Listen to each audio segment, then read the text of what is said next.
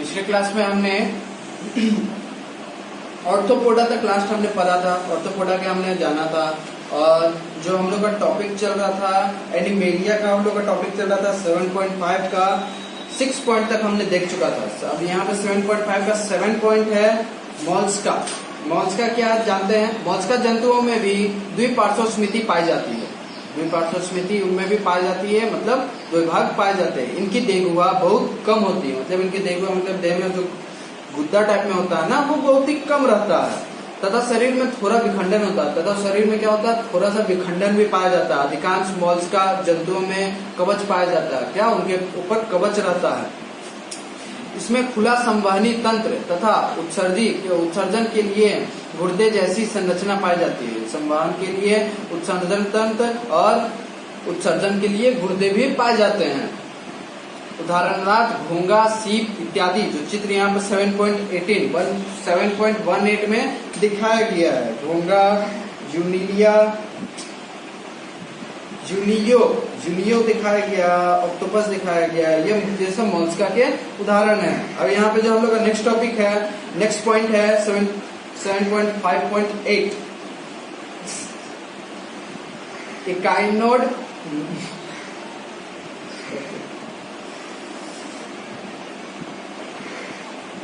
इकाइनोड Meta क्या है?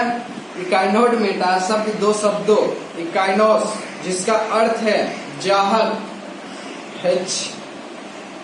हेजहोज तथा डोर्मा जिसका अर्थ है त्वचा से निर्मित है। अतः ये जंतुओं की त्वचा कांटों से आरक्षित रहती है, मतलब आच्छादित रहती है, मतलब कांटों से चारों तरफ घिरी रहती है। ये मुक्त जीवी समुद्र जीव जंतु होते हैं, समुद्री जंतु भी कहलाते हैं। ये सिर्फ समुद्री जंतु में कहलाते हैं। यह देहगुहा युक्त त्रिकोणित जंतु है। यह देहगुहा युक्त क्या होता है? त्रिकोण आकार का लमसम पाया जाता है। इसमें विशिष्ट जल संवहन नाल तंत्र पाया जाता है। इसमें विशिष्ट संवहन तंत्र क्या? नाल तंत्र पाया जाता है, जिसमें ये जीव चलने की व्यवहार में लाते हैं। जिसमें जो नाल तंत्र पाया जाता है उसके द्वारा ही यह जीव चलने का कार्य करते हैं।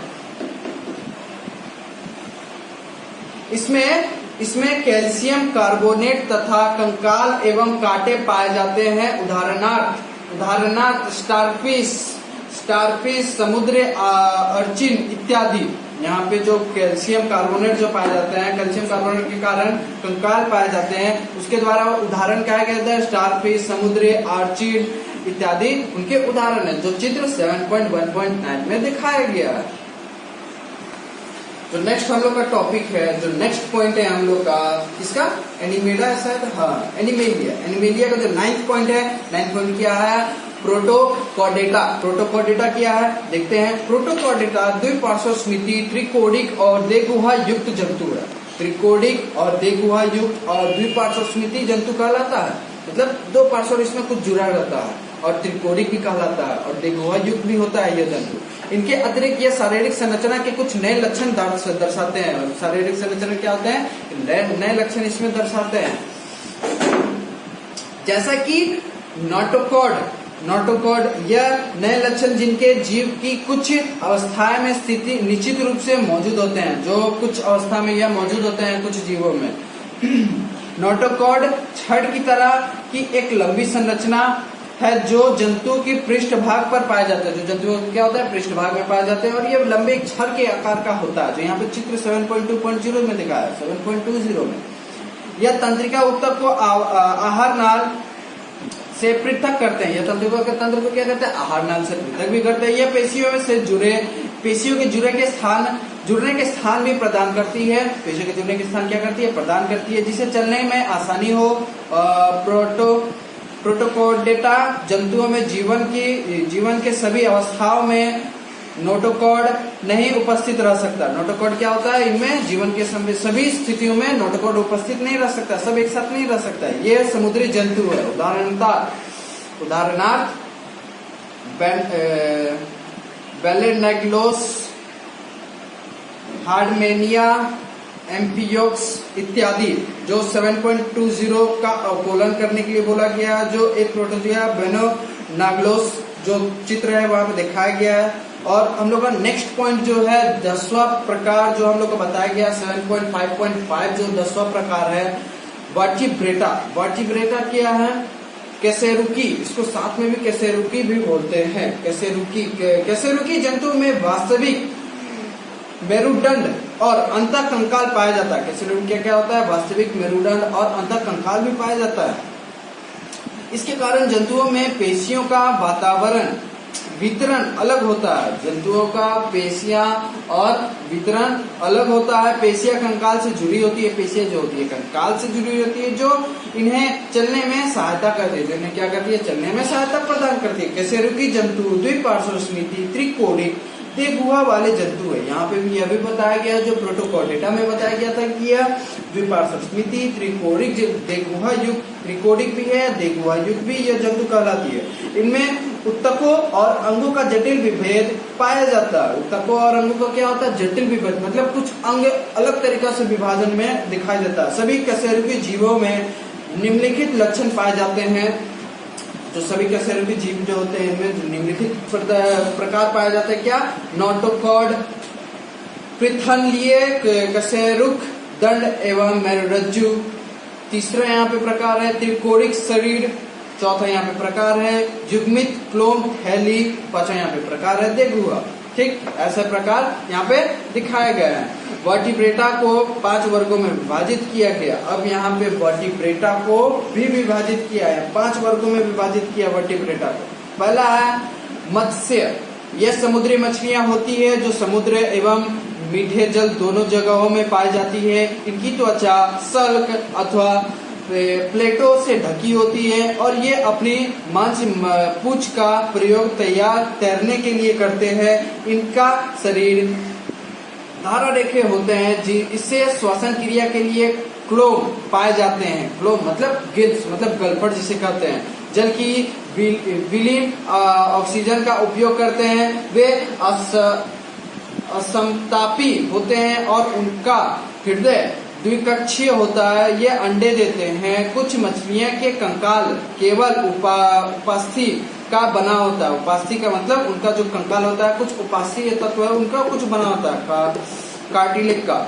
जैसे शार्क, जो शार्क है वो मत्स्य का उदाहरण कहलाता है। अन्य प्रकार की मछलियों में कंकाल अस्थि का बना होता है। जो अन्य प्रकार की जो कंकाले होती हैं उनका शरीर क्या होता है? अस्थि का बना होता है। कंकाले अस्थि का बना होता है। सिर्फ शार्क का उपास्थि का होता है। जैसे अस्थि कंकाल का उदाहरण है च्यूना, रोही। उदाहरण के लिए चित्र 7.21 का ए तथा 7.21 का बी का अवकलन करने बोला गया है। यहाँ पे मत्स्य का जो मछली के तौर पर पानी में रहने वाले जो जीव होते हैं उनके बारे में बताया गया है। और वो जो सांस कैसे लेते हैं? अपने गलफड़ के द्वारा सांस लेते हैं। और पानी में रहे घुलित जो ऑक्सीजन होता है उनका ग्रहण करते हैं। और उनका जो पूंछ होता है उनके द्वारा ही वो तैरते हैं। और इनके बीच में भी उनका कंकाल का भी विभाजन है। उपास्थि में कंकाल रहता है, कोई अस्थि में कंकाल रहता है। ठीक है। और जो हम लोग का नेक्स्ट जो प्रकार है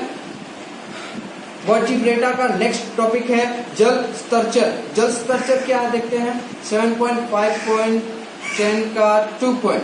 ठीक है। जल स्तरचर ये जंतु मत्स्यों से अलग होते हैं। जो मत्स्य है उनसे बहुत अलग होते हैं क्योंकि इसमें साल्क नहीं पाए जाते। जो मत्स्य में जो उनके शरीर में जो साल्क होते हैं मछलियों के, उनमें देखिएगा अगर आप लोग जो मछली जब कटते वक्त देखते हैं तो कोई मछली काटने वाला क्या कहते हैं मछुआरे, उनका जो साल्क होता है कुछ धारेदार कुछ पदार्थ से उनको हटाते हैं।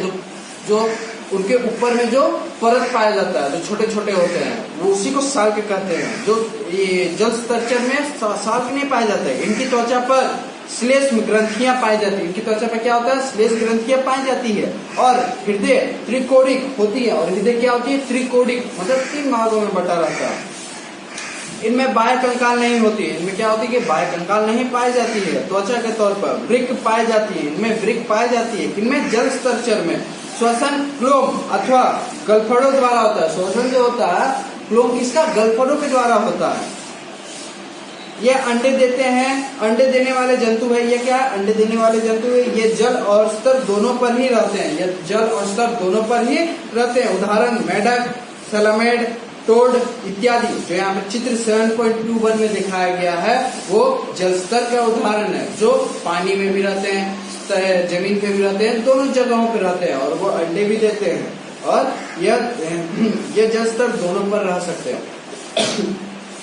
यहाँ पे वर्टिब्रेटा का थर्ड प्रकार कौन सा है? 7.5.10 का थर्ड प्रकार है सरीसृप। सरीसृप असमतापी जंतु है, मतलब कोल्ड ब्लडेड असमतापी। इनका शरीर सल्कों द्वारा ढका होता है। इनका शरीर क्या होता है कि सल्कों द्वारा ढका होता है।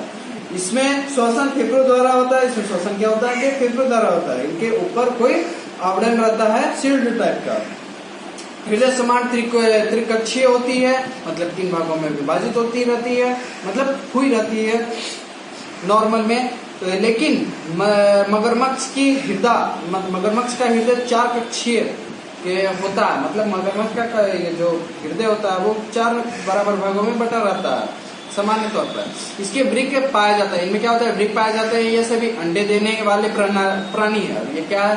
सभी अंडे देने वाले प्राणी कहलाते हैं। इसके अंडे कठोर कवच के ढके होते हैं और जल स्तरचर की तरह इनमें पानी में अंडे देने की अवस्था नहीं पाई जाती है। जल स्तर जैसा कि पानी में जैसे अंडे दे देते हैं, उनके साथ ही उन्हें यह भी सरीसृप जो होते हैं, इन्हें भी पानी में अंडे देने की अवस्था नहीं पाई जाती है। उदाहरण था कछुआ, सांप, छिपकली, मगरमच्छ, इन सब के सरीसृप के उदाहरण कहलाते हैं। अब हम लोग का चौथा प्रकार है पक्षी।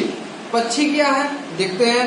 पक्षी समतापी प्रणाली है, समतापी प्राणी है, पक्षी समतापी प्राणी कहलाता है। इसका हृदय 4 कक्षीय होता है। इसका हृदय क्या होता है? 4 कक्ष में होता है, बराबर भागों में बटा रहता है। इसके 2 जोड़े पैर होते हैं। इसके 2 जोड़े पैर भी कहलाते हैं। इनके आगे वाले 2 पैर जुड़ने के लिए पंखों के आगे इनके 2 जोड़े पैर होते हैं। इनमें आगे वाले 2 पैर उड़ने के लिए पंखों में परिवर्तन हो जाते हैं और इनके जो पैर होते हैं उनके बाद उनके पंखों में परिवर्तित हो जाते हैं उड़ने के लिए आगे की ऊपर की ओर। शरीर पैरों से ढका होता है। शरीर जो होता है पैर से ढक जाता है। श्वसन फेफड़ों द्वारा होता है और इनमें श्वसन फेफड़े द्वारा होता है। इस वर्ग में सभी पक्षियों को रखे गए हैं। इनमें सभी पक्षियों को रखा गया है।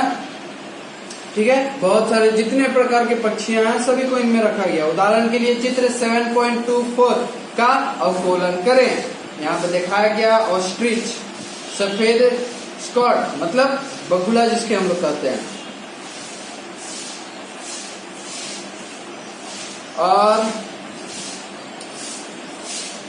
और बहुत सारे पक्षी हैं जिनका यहाँ पे नाम लिखा गया, अवलोकन किया गया है। और जितने सारे पक्षियां हैं जैसे कबूतर, गौरैया चिड़िया, कौवा और नर गच्छद्वार बत्तख। ठीक है, और हम लोग का 5वां टॉपिक है स्तनपायी। स्तनपायी क्या है? स्तनपायी आप देखते हैं। स्तनपायी समतापी प्राणी है। स्तनपायी समतापी प्राणी है। हृदय 4 कक्षीय होता है, मतलब हृदय 4 भागों में विभक्तित होता है, मतलब चैम्बर होते हैं अलग अलग 4 प्रकार के। इस वर्ग के सभी जंतुओं में नवजात के पोषण के लिए दूध ग्रंथियां पाई जाती है। ठीक है, जैसे कि बोला गया है कि इनमें नवजात के लिए जो जन्मे जो बच्चे होते हैं उनके लिए दूध ग्रंथियां भी पाई जाती है, अंग होते हैं। इसकी त्वचा पर बाल, स्वेद एवं तेल ग्रंथियां पाई जाती है। इनकी त्वचा पर बाल, स्वेद, तेल और ग्रंथियां भी पाई जाती है। इस वर्ग के जंतु शिशुओं को जन्म देने वाले होते हैं। इन वर्ग के जंतु क्या होते हैं? शिशु को जन्म देते हैं, ना कि अंडे को। हालांकि कुछ जंतु अपवाद स्वरूप अंडे देते हैं। हालांकि कुछ जंतु अपवाद स्वरूप अंडे देते हैं, नहीं तो फिर बाकी सारे जंतु क्या कहलाते हैं? बच्चे को जन्म देते हैं। जैसे इकिडना, प्लेटिपस, कंगारू जैसे कुछ स्तनपायी में विकसित बच्चे मार्सुपियम नामक थैली में तब तक ढके रहते हैं जब तक ये पूर्ण विकसित नहीं हो जाते हैं। जैसा कि हम कंगारू का उदाहरण लेते हैं, जो कंगारू रहते हैं उनके जो बच्चे होते हैं वो कंगारू भी स्तनधारी जंतु कहलाते हैं, और उनके जो बच्चे होते हैं उनके सामने पेट में देखिएगा एक पैकेट कलर का एक थैली होता है, और उसी में उसका बच्चा रहता है। हाँ? और जब तक वो बच्चा अपने अनुरूप जब विकसित ना हो जाए कि मैं बाहर निकल सकता हूँ, सब चीज खेल कूद सकता हूँ, तब तक वह उसकी उसी थैली में रहता है और उस थैली से बाहर निकलता ही नहीं है। ठीक है, कुछ उदाहरण चित्र 7.25 में दिखाए गए, कुछ 7.25 में दिखाया गया है। कुछ स्तनपायी जैसे बिल्ली, मनुष्य, चूहा, चमगादड़ और व्हेल मछली भी दिखाया गया है। व्हेल मछली भी स्तनधारी जंतु कहलाते हैं। यहाँ पे लास्ट टॉपिक है हम लोग का 7.6 नाम पद्धति। नाम पद्धति क्या है देखते हैं। जीवों में वर्गीकरण नाम की क्या क्या आवश्यकता है, और यहाँ पे जो वर्गीकरण किया जिनके बारे में हमने पढ़ा, जितने सारे वर्गीकरण थे उनकी क्या आवश्यकता है यहाँ पे पूछ रहा। और उसके बाद जो यहाँ पे रेड कलर का जो बॉक्स में दिखाया गया है कैरोलस लिनियम, ठीक है, जो आविष्कारक है उनके बारे में आप लोग पढ़िएगा। ये बहुत सारे अच्छे आविष्कारक हैं, इनको वर्गीकरण के आधार पर इनको रखा गया है। ठीक है, इनको आप लोग पढ़ने की कोशिश कीजिएगा, नहीं पढ़ ही लीजिएगा। ठीक, यहाँ पे क्रियाकलाप दिखाया गया 7.3 निम्नलिखित जंतुओं एवं पौधों का नाम जितनी भाषाओं में संभव हो सके आप बताएं। जितने भाषाओं में संभव हो सके उनके बताने के लिए आप लोग को बता गया। जंतुओं और पौधों के नाम जितना भाषाओं में संभव आप कर सकते हैं। चीता, मोर, चिड़ी, नीम, पचुआ, कमल, आलू, ठीक है, जितने भाषा में आप कह सकते हैं आप उसे कहिए। इसमें सभी के नाम अभी भी भाषाओं में अलग अलग दिए गए हैं। इनमें सभी के नाम क्या है, अलग अलग भाषाओं पर दिए गए हैं। इसलिए जब कोई एक भाषा में जीव की बात कर रहा हो तो ऐसा संभव है कि दुनिया दूसरी भाषा जानने वाले समझ ही ना पाए। और मान लीजिए कि हम एक भाषा के तौर पर हम इसका नाम रख देते हैं, तब मान लीजिए कि अगर मान लीजिए जो दूसरे व्यक्ति है जो उस भाषा को नहीं जानता है वो उसको कैसे समझ पाएगा। इस समस्या का हल वैज्ञानिक ने सब वर्गों को एक वैज्ञानिक नाम देकर इसी प्रकार हल किया जैसे विभिन्न रासायनिक तत्वों को संकेत में अनुरूप हो, जिसके कारण सभी व्यक्ति को आसानी हो। वैज्ञानिक तौर पर इनका नामांकन किया गया था। निरूपण जैसे विभिन्न रासायनिक तत्वों को संकेत में अनुरूप करके किया गया। इस प्रकार सभी जीव का सिर्फ एक ही वैज्ञानिक नाम होता है जिन्हें सिर्फ पूरे संसार में वह इसी नाम से जान सकते हैं। सिर्फ एक ही नाम रखा गया। नाम पद्धति के लिए इस वैज्ञानिक पद्धति का प्रयोग किया जाता है। वह सबसे पहले कैरोलस लिनियस द्वारा 18वीं शताब्दी से शुरू की गई थी। इनके द्वारा ही वर्गीकरण के आधार पर, एक ही भाषा के आधार पर उनका वर्गीकरण का नाम रखा गया था। कैरोलस लिनियस के द्वारा ही। इनके बारे में आप लोग पढ़िएगा। ठीक है, वैज्ञानिक नाम पद्धति प्रणाली जीवों की एक दूसरे में पाई जाने वाली समानता एवं असमानता पर निर्भर करता है। उनकी समानता और उनकी असमानता पर ही निर्भर करता है। हालांकि नाम पद्धति में जीव के वर्गीकरण के साथ पदानुक्रम को ध्यान में रखा जाता है, बल्कि केवल जीन्स और स्पीसीज का ही ध्यान रखा जाएगा। मतलब वंश और जाति के आधार पर ही सिर्फ उनको देखा गया। जीन्स और स्पीसीज यही बोल रहा है। नाम पद्धति के लिए निम्नलिखित बातों पर विचार किया जाता है। जैसे नाम पद्धति के लिए निम्नलिखित विचारों पर आधार किया जाता है। जैसे क्या, किन किन बातों पर? जीन्स का नाम अंग्रेजी के बड़े अक्षर से शुरू होता है। जीन्स का नाम क्या होता है? अंग्रेजी के बड़े अक्षर से शुरू होता है। प्रजाति का नाम सदैव छोटे अक्षर से शुरू होना चाहिए। प्रजाति का नाम जो है सदैव छोटे अक्षरों से शुरू होना चाहिए। छपे हुए रूप में वैज्ञानिक नाम इटैलिक में लिखा जाते हैं। छपे हुए रूप में वैज्ञानिक नाम क्या होता है कि इटैलिक में सिर्फ लिखा जाता है।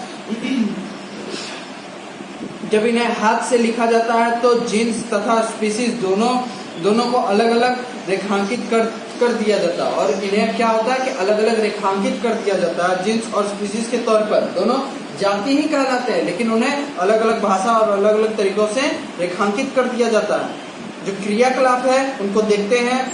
7.4 क्रियाकलाप क्या बोला है? किन्हीं 5 जंतुओं और पौधों के वैज्ञानिक नाम का पता लगाइए। क्या इसके वैज्ञानिक नामों को सामान्य नामों से किसी प्रकार की समानता पाई जाती है या नहीं, ये पूछ रहा। ठीक है, आज के हम लोग का यहाँ पे लास्ट टॉपिक था जो हमने क्लियर कर चुका। और हम लोग का जो नेक्स्ट जो लास्ट पेज में बचा है 7.26, चित्र 7.26, इसको आप लोग समझने की कोशिश कीजिएगा। जो प्रणाली है, जो वर्गीकरण है, उसको एक चित्र अनुसार आप लोग को सब चीज में बंटवारा किया गया। इसको आप लोग पढ़िएगा, एक एक चीज को ध्यान में देते हुए, सभी को समझते हुए आगे की ओर बढ़ते जाइएगा और एंड तक पहुंचिएगा। इससे क्या होगा, आप लोग का सारा प्रणाली, आप लोग का सारा वर्गीकरण विभाजित हो जाएगा और समझ में भी आ जाएगा। इसके बाद आप लोग क्या कीजिएगा कि जो लेसन 7 था जो हमने आज क्लियर किया, उसको आप लोग पढ़ने की कोशिश कीजिएगा, दोबारा से रीड करने की। अगर जो ना समझ में आया दोबारा से वीडियो देखा कीजिएगा। अगर उसके बाद भी आप लोग को ना समझ में आया तो आप लोग क्या कीजिएगा, जो 7th लेसन है जीवों में विविधता, उसमें आप लोग दोबारा रीड कीजिएगा, पेंसिल लेके बैठिएगा। ठीक, जो ना समझ में आया आराम से अंडरलाइन कर दीजिए। ठीक है, अब उसके बाद क्या करना है, सर को डायरेक्ट बोल देना है, सर जो मान लीजिए पेज नंबर जो स्टार्टिंग है 89 का थर्ड पैरा हमको नहीं समझ में आया, उसको आप लोगों को समझा दिया जाएगा। ठीक है, इसलिए आप लोग को इस चीज को करना जरूरी, ये अहम चीज होता है। ठीक है, वो चीज आप लोग को क्यों करना चाहिए, अगर मान लीजिए मैंने आपको पढ़ाया, आपने खुद से पढ़ा, आप लोग को समझ में आया, किन्हीं को नहीं समझ में आया, किन्हीं को थोड़ा आया, किन्हीं को बहुत ज्यादा आया, उससे क्या होगा कि जिनको थोड़ा समझ में आया उनके लिए क्या किया जाएगा, उनके लिए यही चीज है कि आप लोग को दोबारा पूछना चाहिए। ठीक है, आप लोग को दोबारा पूछना है, उस चीज को ध्यान में रखिएगा। और आगे आप लोग का न्यू लेसन जो आप लोग का है वो लोग आप लोग पढ़ के आइए। ठीक है, और अभी के समय आप लोग सिर्फ कोशिश कीजिए कि घर में बैठ के आराम से दिन भर पढ़ते रहे। और काम भी होता होगा, लेकिन काम भी करना, पढ़ना भी है साथ में, छोड़ना कुछ नहीं है, नहीं काम नहीं पढ़ाई, कुछ नहीं छोड़ सकता। और सब चीज को साथ में लेके चलना है, पढ़ाई को भी एकदम साथ में, कभी तो छोड़ना नहीं है पढ़ाई को। ठीक है, उसको हमेशा दिन भर आप लोग कंटिन्यू पढ़ते ही रहिए। ठीक है, इस बात को ध्यान में रखिए। Thank you.